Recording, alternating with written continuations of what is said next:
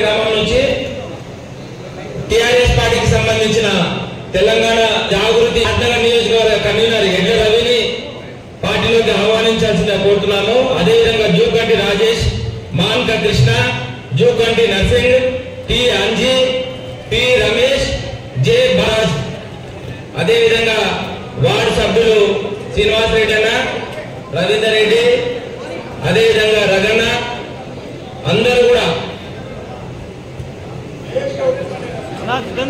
మహేష్ గౌడ్ వాళ్ళకి సంబంధించిన కార్యకర్తలందరూ కూడా ఈ రోజు టిఆర్ఎస్ నుంచి కాంగ్రెస్ లోకి జాయిన్ అవుతున్న మిత్రులందరూ కూడా స్టేజ్ దగ్గరికి రావాల్సిందిగా కోరుతా ఉన్నాం.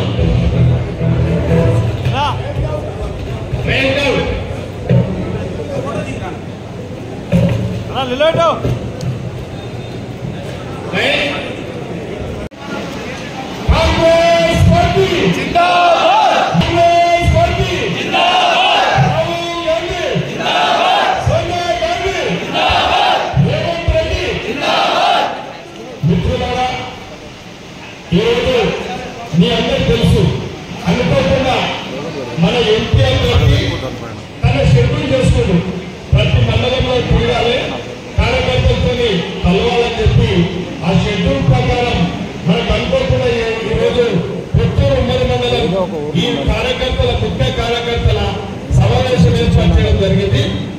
మనం ఒక్కటే ఇవాళ మీ సలహాలు కూడా ఎవరైనా విలేజ్ వారిగా ఒకరి మీద ఒకరు సమస్యలు పార్టీని ఎట్లా కల్పించుకోవాలి, మనం ఎట్లా ఈ సలహాలు ఇవ్వండి.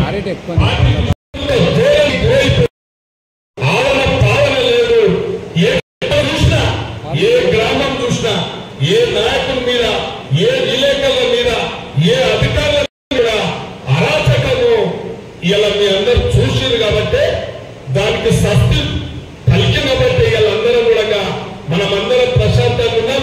మనమందరం కూడా ప్రశాంతంగా ఉండడానికి మీ అందరి కారణం చెప్పి మన ప్రభుత్వం రేవంత్ రెడ్డి గారు ఇలా మీ అందరూ చూస్తా ఉన్నారు. ఇలా చిచ్చర పెరిగాయి, ఇలా ఎక్కడ నియంత్రితం లేకుండా ఇలా పార్టీని మెప్పించి, పార్టీని ఒప్పించి మంత్రివర్గాన్ని అందరినీ ఏక తాటి మీద నడిపిస్తూ సబండ వర్గాలను ఇలా ఉద్యోగస్తులతోని, జర్నలిస్టులతోని, మంత్రులతోని, ఎమ్మెల్యేలతోని, ప్రతి ఒక్కరితోని పరిపాలన సౌలభ్యం గురించి, ఇలా తెలంగాణ రాష్ట్రం అభివృద్ధి గురించి, పేదల సంక్షేమం గురించి, ఈ రాష్ట్రం అభివృద్ధి గురించి కూడా ఒక ప్రణాళికబద్ధంగా అందరితోని సమాలోచనలు జరుపుతూ ఇలా పరిపాలన ఒక పటిష్టత పరుస్తూ ఇవాళ సచివాలయం కలకలాడుతా ఉంది, ప్రగతి భవనం ఇలా కలకలాడుతా ఉంది. అసెంబ్లీ వేదికలో వాళ్ళు ఎప్పుడు ప్రతిపక్షాన్ని నొక్కేసి ప్రతిపక్షాన్ని బయటికి పంపేవాళ్ళు. రేవంత్ రెడ్డి గారు ఒక్కటే చెప్పాడు, ప్రతిపక్షం మీరు మాకన్నా ఒక గంట ఇస్తే, చిప్ప చేతికిస్తే పరిపాలన గాడిలో పెట్టి ఆర్థిక వ్యవస్థను కూడా మెరుగుపరిచి మొట్టమొదటి తారీఖునే ఉద్యోగస్తుల జీతాలు ఇవాళ మీ అందరు చూస్తా ఉన్నారు. పరిపాలన కొనసాగుతా ఉందంటే ఇవాళ ఎన్నికలు వచ్చిన సందర్భంగా ఈ నియోజకవర్గంలో కూడా కోట్లాది రూపాయలు శాంక్షన్ చేయించినాం. ఇవాళ టౌన్ లో గాని, మున్సిపాలిటీలో గాని మీ అందరికి తెలుసు. ఇవాళ ఏ గ్రామంలో చూడు 10 ఇళ్ళు ఇస్తారా, 20 ఇళ్ళు ఇస్తారా, 30 ఇళ్ళు ఇస్తారా అని చెప్పి కార్యకర్తల మీద ఒత్తిడి ఉంది, ప్రభుత్వం మీద కూడా ఒత్తిడి ఉంది, వేదిక మీద ఉన్న పెద్దలందరి మీద ఒత్తిడి ఉంది. మేము తప్పకుండా ప్రతి కాంగ్రెస్ కార్యకర్త, నికాసైన కాంగ్రెస్ కార్యకర్త బాధ్యత తీసుకొని ఆ గ్రామంలో ఎవరైతే పనిచేస్తున్నారో ఆ కాంగ్రెస్ కార్యకర్తల ద్వారా ఇల్లు ఇవ్వడం జరుగుతుంది, రేషన్ కార్డు ఇవ్వడం జరుగుతుంది, మీ తరఫున పెన్షన్లు ఇవ్వడం జరుగుతుంది. ప్రతి ఒక్క పని మీ ద్వారా చేపట్టడం జరుగుతుంది. కాబట్టి ఇలా పార్టీకి పునాదులు మీరు పార్టీకి చిచ్చులు పెట్టి పబ్బం గడిపేలా చూస్తున్న ఇలా బీజేపీ పార్టీ మీ అందరు తెలుసు. ఇవాళ మన అభ్యర్థి వంశీచంద్రరెడ్డి గారు. వంశీచంద్రరెడ్డి గారి యొక్క రాజకీయ నాయకుడు, పనిమంతుడు, మేధావి, విద్యావంతుడు, రేపు పార్లమెంట్ లో మాట్లాడగలుగుతాడు. అవునా కదా చెప్పండి.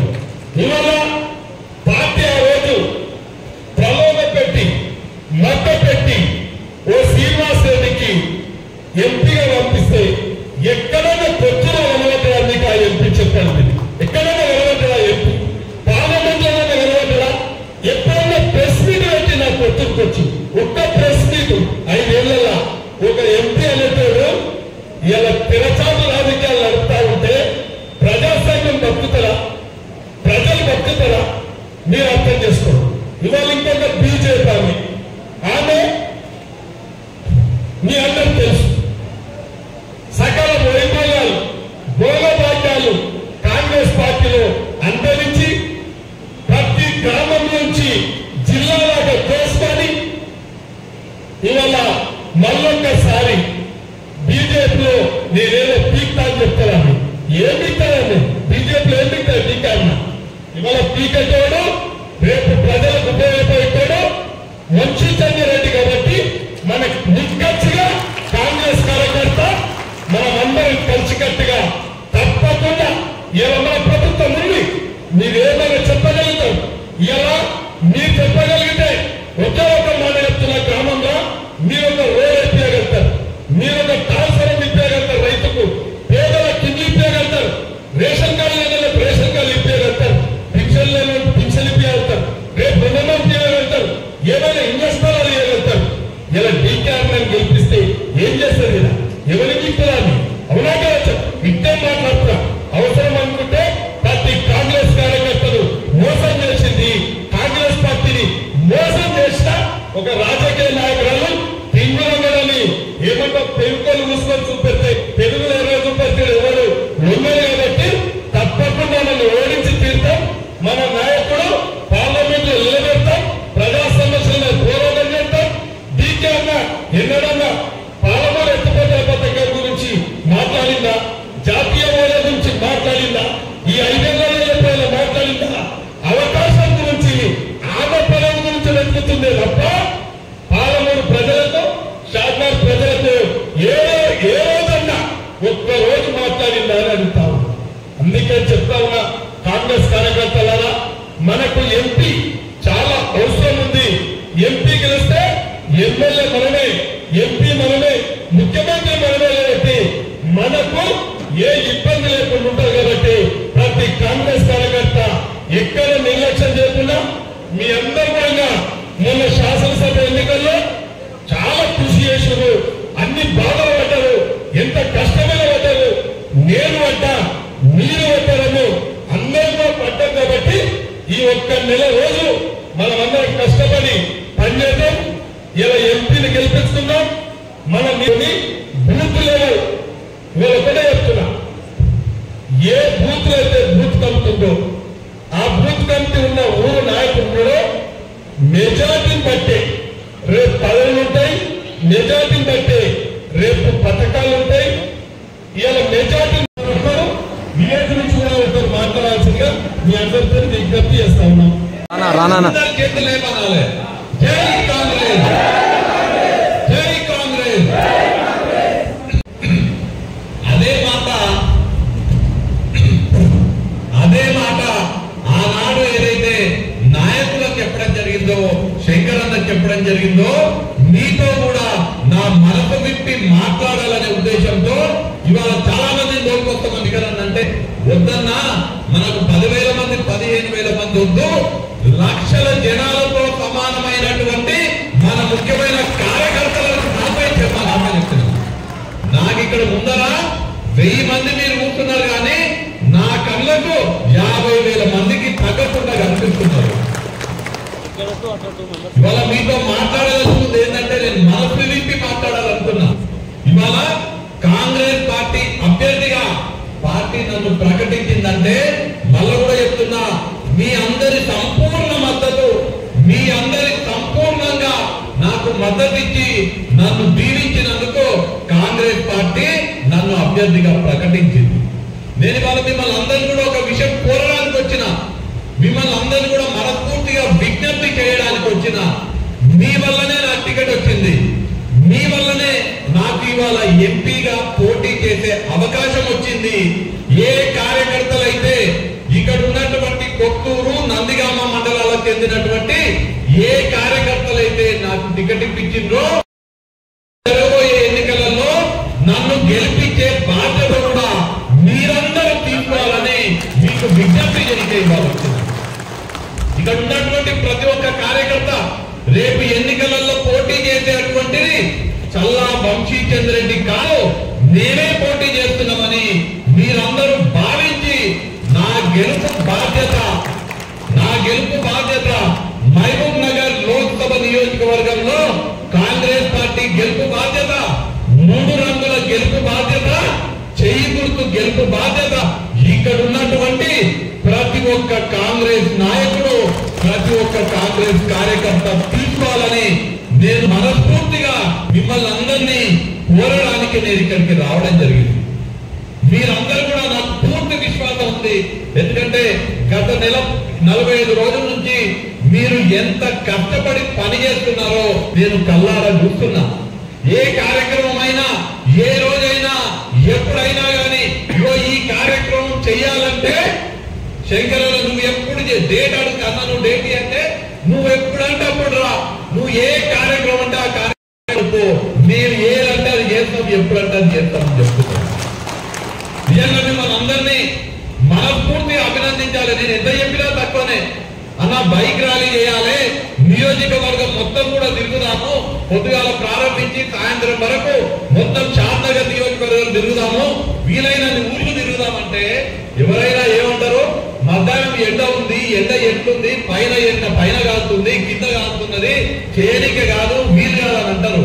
కానీ పొద్దున 8 గంటల కంటే 8 గంటలకు మనం ప్రారంభిస్తే రాత్రి 9 గంటల వరకు మొత్తం షాద్నగర్ నియోజకవర్గం మొత్తం కూడా ఎండ కూడా లెక్క చేయకుండా బైక్ ర్యాలీ నిర్వహించి మొత్తం షాద్నగర్ నియోజకవర్గం తిరిగినటువంటి ఘనత షాద్నగర్ నియోజకవర్గంలో ఉన్నటువంటి కాంగ్రెస్ పార్టీ నాయకులది, కార్యకర్తలది. ఇంకా శంకరన్నని మనస్ఫూర్తిగా ఒప్పుకోవాలి. ఇక నేను చెప్తున్నా మాట వస్తలేవు నాకు చెప్పనీకే. తెలుగు డిక్షనరీలా, ఇంగ్లీష్ డిక్షనరీలల్లా మీరు చేసే కష్టానికి ఏమంటారో మాటలు లేవు డిక్షనరీలా. మధ్యాహ్నం ఒకనొక సందర్భంలో కేశంపేటనే అనుకుంటా శంకరన్న కొంచెము కళ్ళు తిరిగిన ఎండకు అయినా 10 నిమిషాలు బండ్లో కూర్చొని, కార్లో కూర్చొని, మళ్ళా నెక్స్ట్ మండలం వచ్చేసరికి మళ్ళా ప్రచార రథం మీద కూర్చొని కాంగ్రెస్ పార్టీని గెలిపించాలని పనిచేసినటువంటి వ్యక్తి చెప్పారు. నిజంగా నేను ఇలా చెప్తున్నా. నేను కింది స్థాయి నుంచి NSUIలో ఒక విద్యార్థి విభాగంలో కాలేజ్ ప్రెసిడెంట్ స్థాయి నుంచి, అంటే కాంగ్రెస్ పార్టీలో అన్నిటికన్నా చిన్నది NSUIలో అన్నిటికన్నా చిన్న పదవి కాలేజ్ ప్రెసిడెంట్. నేను అన్నిటికన్నా చిన్న పదవి కాలేజ్ ప్రెసిడెంట్ పదవి చేసిన, అన్నిటికన్నా పెద్ద పదవి CWCలో ఉన్నా. కాంగ్రెస్ పార్టీలో ఉన్నటువంటి అంటే అది నా అదృష్టం. చాలా మంది పెద్ద పదవులు చేస్తారు కానీ కింద చిన్న పదవులు చేయరు. నేను అన్నిటికన్నా చిన్న పదవి చేసిన, అన్నిటికన్నా పెద్ద పదవి చేసిన, అది 43 ఏళ్లలో చేసిన. కానీ ఇవాళ చెప్తున్నా కార్యకర్త ఎట్లుండాలనేది షాద్నగర్ కార్యకర్తల దగ్గర నేను కూడా నేర్చుకోవాలనే మాట చెప్తున్నా. మిమ్మల్ని చూసి చెప్తున్నా, మీ పనితనాన్ని చూసి చెప్తున్నా, మీ కష్టాన్ని చూసి చెప్తున్నా అనే మాట ఈ సందర్భంగా మీకు అందరికీ తెలియజేస్తున్నా. మనందరం కూడా కష్టపడి పని చేద్దాము. రానున్న ఎంపీ ఎలక్షన్లలో గెలిపే లడంగా మనందరం కూడా కష్టపడి చేద్దామనే మాట తెలియజేస్తున్నా. నాకు తెలుసు షాద్నగర్ ఎట్లా పని చేస్తారంటే, ఇందాక చెప్తుండే కదా నేను, మేము ఇంటికెళ్ళి సీఎం గారు అన్నారు 10,000 రావాలని, శంకర్ అన్నాడు 10,000 కాదు మేము 15,000 తోలుకొస్తాం అన్నాడు. ఇంటెలిజెన్స్ వాళ్ళు ఏం చెప్తున్నారు, మీరు 15 అనుకుంటున్నారు కానీ 15,000 వచ్చింది, ఇంకా 2,000 ఎక్కువ వచ్చింది మీరు అనుకున్నదా అంటే షాద్నగర్ పనితనం అట్లా ఉంటది. రానున్న ఎన్నికల్లో కూడా పూర్తి ఇందాక సీను మాట్లాడిండు, కొత్తూరులో మేము 1500 మెజార్టీ ఇస్తామని. నేను చెప్తుంది కదా, సురేందర్ అన్న గాని, సీను గాని, రాఘవ, మీరందరు కలిసి కష్టపడి, తులసిరామన్న మీరందరు కలిసి కష్టపడితే ఖచ్చితంగా 2000కు తగ్గకుండా మెజార్టీ కొత్తూరు పట్టణంలో మీరు సరిగ్గా బోర్ల కూడా చూస్తున్నాడు సీరియస్ ఎట్లా తీసుకురావాలని. కొత్తూరు పట్టణం గాని, కొత్తూరు మండలం గాని, నందిగామ మండలం గాని, ఆ మాటకు వస్తే ఫరూక్ నగర్ మండలము, షాద్ నగర్ పట్టణం గాని, కొందూరు, కేశంపేట, మన చౌదరిగూడము, అన్ని మండలాలలో కూడా ఖచ్చితంగా కాంగ్రెస్ పార్టీ మంచి మెజార్టీ మీరు సాధిస్తారని నేను ఆశిస్తున్నా. మన పార్టీ తరఫున ఓటర్ మ్యాపింగ్ అనే ఒక కార్యక్రమం చేసినాము. మొత్తం 7 నియోజకవర్గాలల్లో మన మహబూబ్ నగర్ లోక్సభ నియోజకవర్గం కాంగ్రెస్ పార్టీ అని కూడా మనం రైతులకు చెప్పాలి. నేను పాత్రికేయ మిత్రులకు ప్రత్యేకంగా విజ్ఞప్తి చేస్తున్నాను. కాంగ్రెస్ పార్టీ బాధ్యత ఖచ్చితంగా కాంగ్రెస్ పార్టీ ఎన్నికల కోడ్ అయిపోగానే 2 లక్షల రూపాయల రైతు రుణమాఫీ చేసి తీరుతామనే మాట తెలియజేస్తున్నా. నేను ఎక్కువగా మాట్లాడకుండా ముగించే ముందు నేను మిమ్మల్ని అందరినీ కూడా మళ్ళీ ఒకసారి చేతులు జోడించి మిమ్మల్ని అందరినీ కూడా నేను వేడుకుంటున్నా. రానున్న ఎంపీ ఎలక్షన్ల కోసం మీరు సైనికులై, మీరే ముఖ్య నాయకులై, గెలుపు బాధ్యత మీరందరూ, ఇక్కడ ఉన్నటువంటి ప్రతి ఒక్క కాంగ్రెస్ నాయకుడు, ప్రతి ఒక్క కాంగ్రెస్ కార్యకర్త నా గెలుపు బాధ్యత మీ భుజస్కంధాల పైన తీసుకోవాలని నేను మిమ్మల్ని అందరినీ కూడా మనస్ఫూర్తిగా సవినయంగా చేతులు జోడించి మిమ్మల్ని అందరినీ కూడా విజ్ఞప్తి చేస్తున్నా. అంటే ఎట్లా అంటే రేపు ఎలక్షన్లు అయినాక మనం ఎన్నికలలో గెలిచిన తర్వాత నేను వచ్చి చెప్పాలి, నేను ఇవాళ గెలిచినానంటే కాంగ్రెస్ పార్టీ ఎంపీగా ఇవాళ మహబూబ్ నగర్ ఎంపీగా గెలిచినామంటే దానికి కారణం ఇక్కడ కూర్చున్నటువంటి కార్యకర్తలే కారణమని నేను చెప్పేటట్టుగా ఉండాలనే విషయం తెలియజేస్తూ, అలానే మీ అందరి తరఫున, వేదిక మీద ఉన్నటువంటి నాయకుల తరఫున, కాంగ్రెస్ పార్టీ తరఫున, వాస్తవానికి నేను ఇవాళ విలేకరుల మిత్రులందరితో కూడా పర్సనల్ గా మీటింగ్ అయిపోయిన తర్వాత మాట్లాడాలనుకున్నా. నేను అందరినీ కూడా విజ్ఞప్తి చేయడం జరిగింది.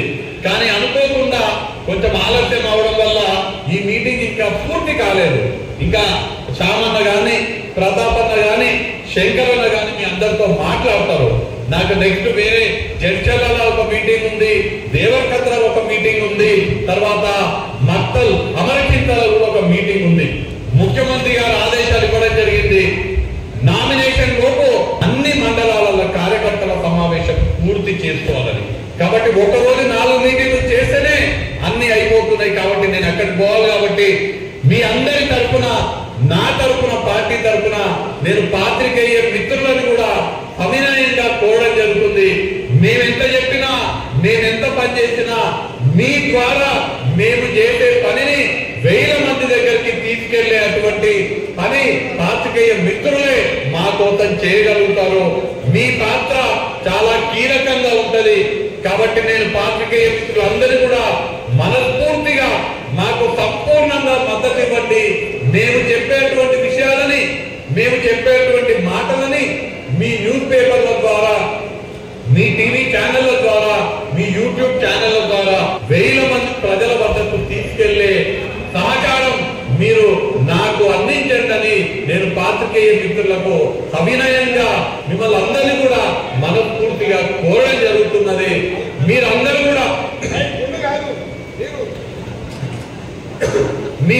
కూడా నిన్న రాత్రి ఆలస్యమైన ఆ యొక్క పెద్ద సభను విజయవంతం చేసి పొద్దున్నే 10 గంటలకు ఇక్కడికి వచ్చి ఈ యొక్క కార్యక్రమాన్ని విజయవంతం చేస్తున్నందుకు మీకందరికీ పేరు పేరున కృతజ్ఞతలు తెలియజేసుకుంటూ, నేను జడ్చర్లో పోయినా శంకరన్ ఇక్కడనే ఉంటారు, వేదిక వాళ్ళందరూ ఇక్కడనే కూర్చుంటారు. ఈ సమావేశం ఇంకా కొనసాగుతుందనే మాట తెలియజేస్తూ మీకందరికీ పేరు పేరున మళ్ళీ ఒకసారి కృతజ్ఞతలు తెలియజేసుకుంటూ జై కాంగ్రెస్.